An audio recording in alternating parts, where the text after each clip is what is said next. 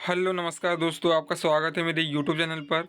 जैसा कि हम थंबनेल दिखा, भारत सरकार श्रम मंत्रालय से बहुत महत्वपूर्ण जानकारी है। भारत सरकार के श्रम और रोजगार मंत्रालय के सचिव ने भुवनेश्वर में पूर्वी राज्यों जैसे ओडिशा, छत्तीसगढ़, झारखंड, पश्चिम बंगाल और आंध्र प्रदेश के साथ एक क्षेत्रीय बैठक की अध्यक्षता की।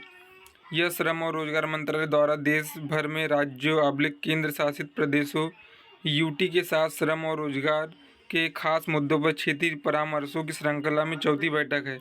अपने उद्घाटन भाषण में श्रम और रोजगार L&E सचिव सुमिता डावरा ने गुणवत्ता रोजगार सृजन को सुगम बनाने और सभी श्रमिकों के कल्याण को सुनिश्चित करने के प्रयासों में तालमेल बनाने के लिए केंद्र सरकार और राज्यों केंद्र शासित प्रदेशों के बीच सहयोग और संवाद को मजबूत करने की आवश्यकता पर प्रकाश डालते हुए तथ्यों की जानकारी दी।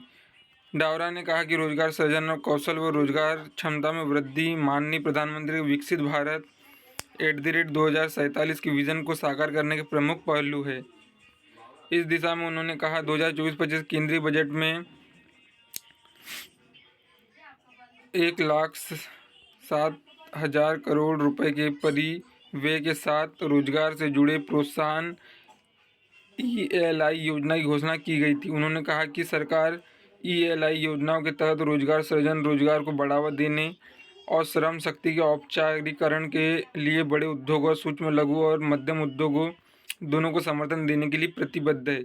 इसके अलावा भारत सरकार द्वारा किए गए श्रम सुधारों, जिसमें श्रम संहिताएं शामिल है, पर चर्चा की गई। सचिव ने कहा कि एक ऐतिहासिक पहल में भारत सरकार ने श्रम कल्याण को बढ़ावा देने के साथ साथ निवेश और रोजगार सृजन को बढ़ावा देने के उद्देश्य से 29 श्रम कानूनों को 4 श्रम संहिताओं को अद्यतन, सरलीकृत और समेकित किया है।